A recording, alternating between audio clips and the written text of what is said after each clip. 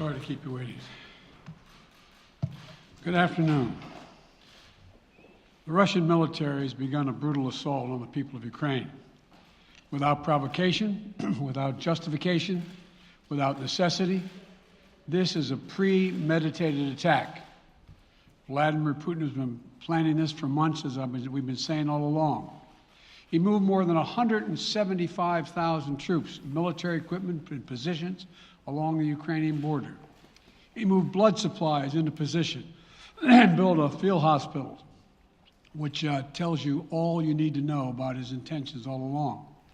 He rejected every good faith effort the United States and our allies and partners made to address our mutual security concerns through dialogue to avoid needless conflict and avert human suffering. For weeks, we have been warning that this would happen. And now it's unfolding largely as we predicted. In the past week, we've seen shelling increase in the Donbass, a region in eastern Ukraine controlled by Russian-backed separatists. The Russian government has perpetrated cyber attacks against Ukraine. We saw a staged political theater in Moscow, outlandish and baseless claims that Ukraine was about to invade and launch a war against Russia, that Ukraine was prepared to use chemical weapons, that Ukraine committed a genocide. Without any evidence, we saw a flagrant violation of international law in attempting to unilaterally create two new so-called republics on sovereign Ukrainian territory. And at the very moment that the United Nations Security Council was meeting to stand up for Ukraine's sovereignty, to stave off invasion, Putin declared his war. Within moments, missile strikes began to fall on historic cities across Ukraine. Then came the air raids, followed by tanks and troops rolling in. We've been transparent with the world. We've shared declassified evidence about Russia's plans and cyber attacks and false pretexts so that there could be no confusion or cover-up about what Putin was doing. Putin is the aggressor. Putin chose this war, and now he and his country will bear the consequences. Today, I'm authorizing additional strong sanctions and new limitations on what can be exported to Russia. This is going to impose severe cost on the Russian economy, both immediately and over time. We have purposely designed these sanctions to maximize the long-term impact on Russia and to minimize the impact on the United States and our allies. I want to be clear, the United States is not doing this alone. For months, we've been building a coalition of partners representing well more than half the global economy. 27 members of the European Union, including France, Germany, Italy, as well as the United Kingdom, Canada, Japan, Australia, New Zealand, and many others, to amplify the joint impact of our response. I just spoke with the G7 leaders this morning, and we're in full and total agreement. We will limit Russia's ability to do business in dollars, euros, pounds, and yen to be part of the global economy. We'll limit their ability to do that. We're going to stunt the ability to finance and grow the Russian military. We're going to impose and we're going to impair their ability to compete in high-tech 21st century economy. We've already seen the impact of our actions on Russia's currency and the ruble, which early today hit its weakest level ever in history. The Russia stock market plunged today. The Russian government borrowing rate spiked by over 15%. In today's actions, we've now sanctioned Russian banks that together hold around $1 trillion in assets. We've cut off Russia's largest bank, a bank that holds more than 1/3 of Russia's banking assets by itself, cut it off from the U.S. financial system. And today, we're also blocking 4 more major banks. That means every asset they have in America will be frozen. This includes VTB, the second largest bank in Russia, which has $250 billion in assets. As promised, we're also adding the names to the list of Russian elites and their family members that we're sanctioning as well. As I said on Tuesday, These are people who personally gain from the Kremlin's policies, and they should share in the pain. We will keep up this drumbeat of those designations against corrupt billionaires in the days ahead. On Tuesday, we stopped the Russian government from raising money from U.S. or European investors. Now we're going to apply the same restrictions to Russia's largest state-owned enterprises, companies with assets that exceed $1.4 trillion. Some of the most powerful impacts of our actions will come over time as we squeeze Russia's access to finances and technology for strategic sectors of its economy and degrade its industrial capacity for years to come. Between our actions and those of our allies and partners, we estimate that we'll cut off more than half of Russia's high-tech imports. It will strike a blow to their ability to continue to modernize their military. It will degrade their aerospace industry, including their space program. It will hurt their ability to build ships, reducing their ability to compete economically. And it will be a major hit to Putin's long-term strategic ambitions. And we're preparing to do more. In addition to the economic penalties we're imposing, we're also taking steps to defend our NATO allies, particularly in the East. Tomorrow, NATO will convene a summit. We'll be there to bring together the leaders of 30 allied nations and close partners to affirm our solidarity and to map out the next steps we will take to further strengthen all aspects of our NATO alliance. Although we provided over $650 million in defensive assistance to Ukraine just this last year, let me say it again. Our forces are not and will not be engaged in the conflict with Russia in Ukraine. Our forces are not going to Europe to fight in Ukraine, but to defend our NATO allies and reassure those allies in the East. As I made crystal clear, the United States will defend every inch of NATO territory with the full force of American power. And the good news is, NATO is more united and more determined than ever. There is no doubt that the United States and every NATO ally will meet our Article 5 commitments, which says an attack on one is an attack on all. Over the past few weeks, I ordered thousands of additional forces to Germany and Poland as part of our commitment to NATO. On Tuesday, in response to Russia's aggressive action, including its troop presence in Belarus and the Black Sea, I've authorized the deployment of ground and air forces already stationed in Europe to NATO's eastern flank allies, Estonia, Latvia, Lithuania, Poland, and Romania. Our allies have also been stepping up, adding the other allies, the rest of NATO, adding their own forces and capabilities to ensure collective defense. And today, within hours of Russia's unleashing its assault, NATO came together and authorized and activated an activation of response plans. This will enable NATO's high readiness forces to deploy and when and where they are needed to protect our NATO allies on the eastern boundaries of Europe. And now I'm authorizing additional U.S. force capabilities to deploy to Germany as part of NATO's response, including some of the U.S.-based forces that the Department of Defense placed on standby weeks ago.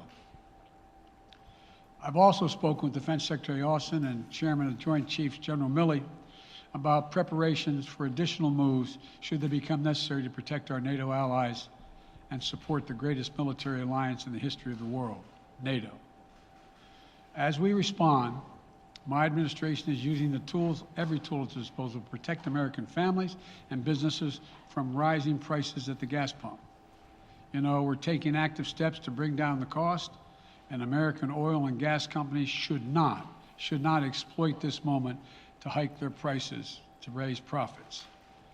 You know, in our sanctions package, we specifically designed to allow energy payments to continue.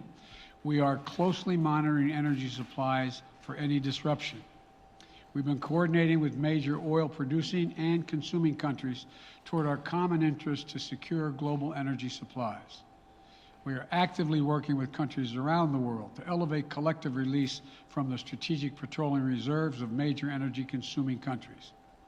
And the United States will release additional barrels of oil as conditions warrant. I know this is hard and that Americans are already hurting, I will do everything in my power to limit the pain the American people are feeling at the gas pump.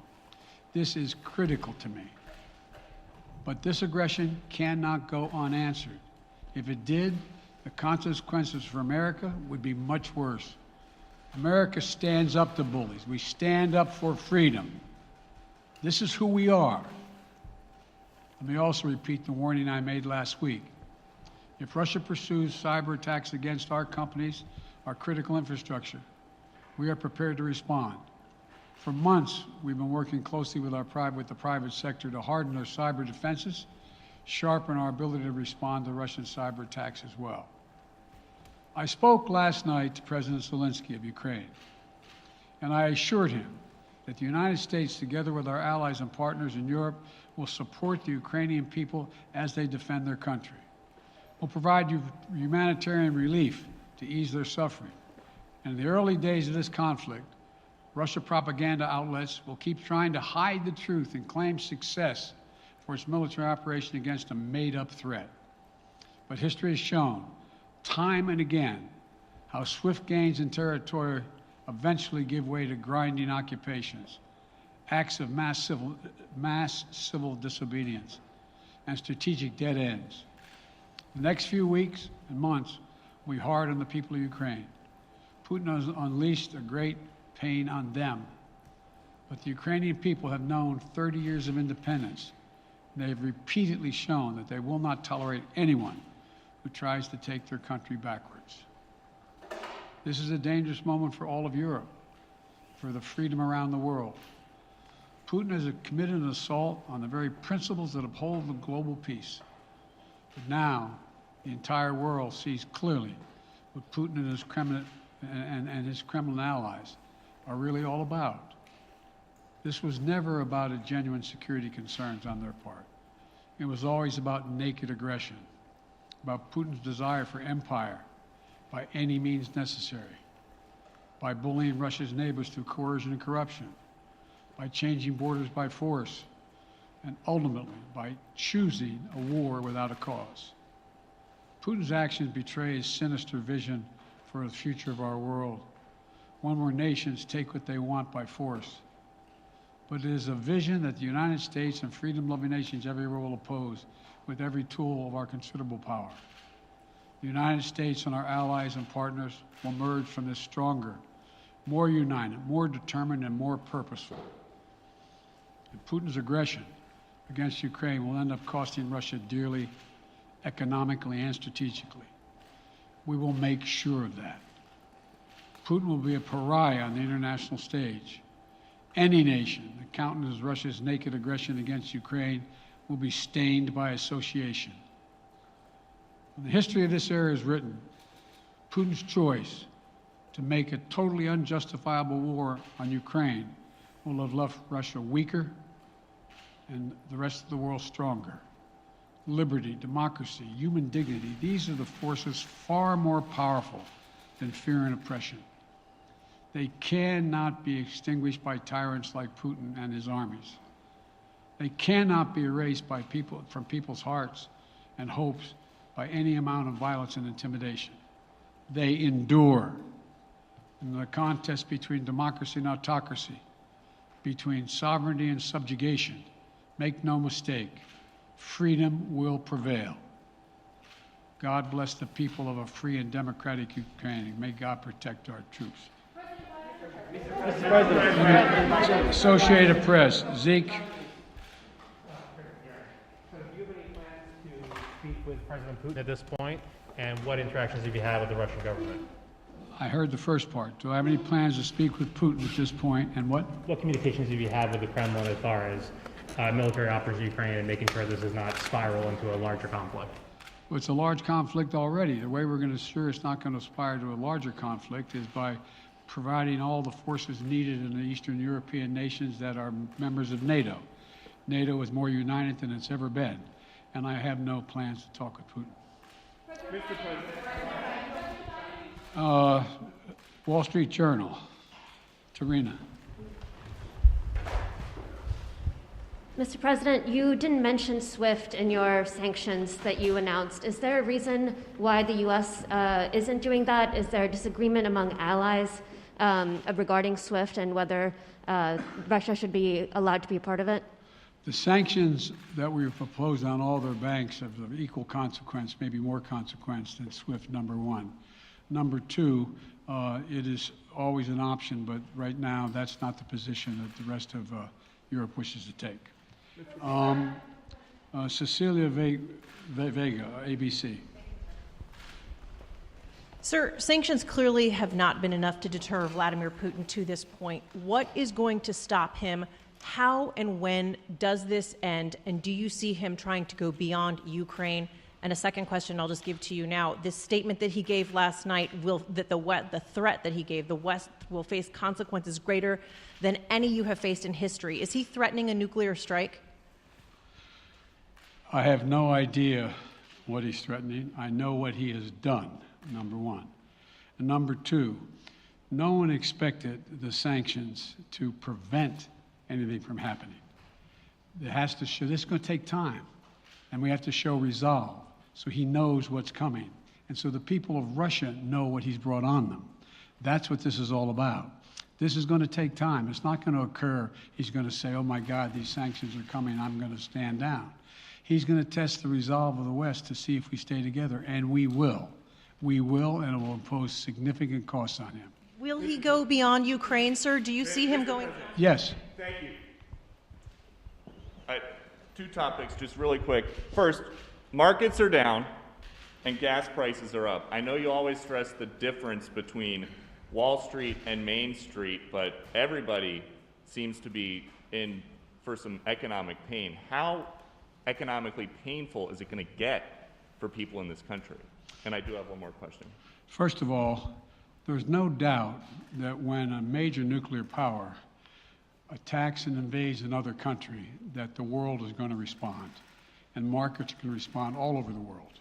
So there's no doubt about that, number one. Number two, the notion that this is going to last for a long time is highly unlikely as long as we continue to stay resolved in imposing the sanctions we're going to impose on Russia, period. What's your next question? I'm sorry. The next question is, did you underestimate Putin, and would you still describe him the way that you did in the summer as a worthy adversary? At the time, he was, I made it clear, as an adversary, and I said he was worthy. I didn't underestimate him. And I've read most of everything he's written. Did you read I shouldn't, I'm not a wise guy. You heard the speech he made, almost an hour's worth of speeches, why he was going into Ukraine. He has much larger ambitions in Ukraine. He wants to, in fact, reestablish the former Soviet Union. That's what this is about.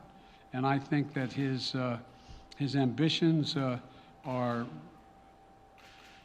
completely contrary to the place where the rest of the world has arrived. And with his ambitions, you're confident that these devastating sanctions are going to be as devastating as Russian missiles and bullets and tanks? Yes, Russian bullets, missiles, and tanks in Ukraine. Yes, I am. Thank you, President Biden. If sanctions cannot stop President Putin, what penalty can? I didn't say sanctions couldn't stop him. You've been talking about the threat of these sanctions for several weeks now. Yes, but the threat of the sanctions and imposing the sanctions and seeing the effect of the sanctions are two different things. They're two different things. And we're now he's going to begin to see the effect of the sanctions. And what will that do? How will that change his mindset here, given he's Because it attacking will so Ukraine as we weaken his speak? country that he'll have to make a very, very difficult choice as to whether to continue to move toward being a second-rate power or, in fact, respond. You said in recent weeks that big nations cannot bluff when it comes to something like this. You recently said that the idea of personally sanctioning President Putin was on the table. Is that a step that you're prepared to take? And if It's not a bluff, it's on the table. sanctioning President Putin? Yes. Why not sanction him today, sir? Mr. President? Why not sanction him today, sir? Mr. President, if I can, you detailed some severe and swift new sanctions today and said the impact it will have over time. But given the full-scale invasion, given that you're not pursuing disconnecting Russia from what's called SWIFT, the international banking system, or other sanctions at your disposal. Respectfully, sir, what more are you waiting for? Specifically, with the sanctions we've imposed exceed SWIFT. The sanctions we imposed exceed anything that's ever been done. The sanctions we imposed have generated 2/3 of the world joining us. They are profound sanctions. Let's have a conversation in another month or so to see if they're working. Yes. Can I ask you about Zelensky? Sir, you spoke to Vladimir Zelensky yesterday, sir? You spoke to Vladimir What's the risk that we are watching the beginning of another Cold War, and is there now a complete rupture in U.S. and Russian relations? There is a complete rupture right now in U.S.-Russian relations if they continue on this path that they're on. And in terms of a Cold War, that depends. You have the vast majority of the rest of the world in total opposition to what he's doing, from Asia to South America to Europe to around the world. And so it's going to be a cold day for Russia. The idea, you don't see a whole lot of people coming to his defense. And are you, if I could follow up, sir, are you urging China to help isolate Russia? Are you urging China to help isolate Russia? I'm not prepared to comment on that at the moment.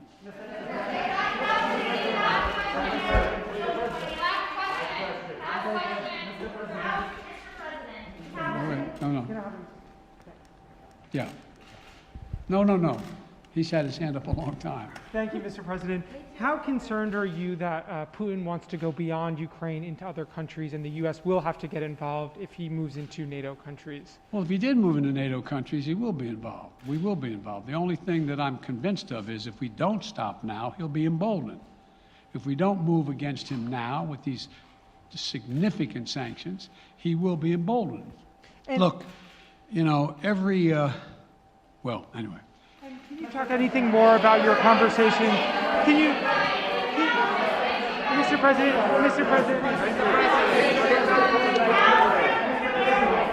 Why not sanction Putin directly, sir? Why not sanction Putin directly today? I'm sorry, I can't hear you. Sir, India, which is a major defense partner of the United States, is India fully with you on the issue of Ukraine and Russia? Does the Defense Department of the United States? Sir, India is one of your major defense partners. Is India fully in sync with the United States on Russia? We're in consultation with India today. We haven't resolved that completely. One more question. Okay, thank you all very much. Thank you. May yield the financial impact, sir. Are you sanctioning President Putin?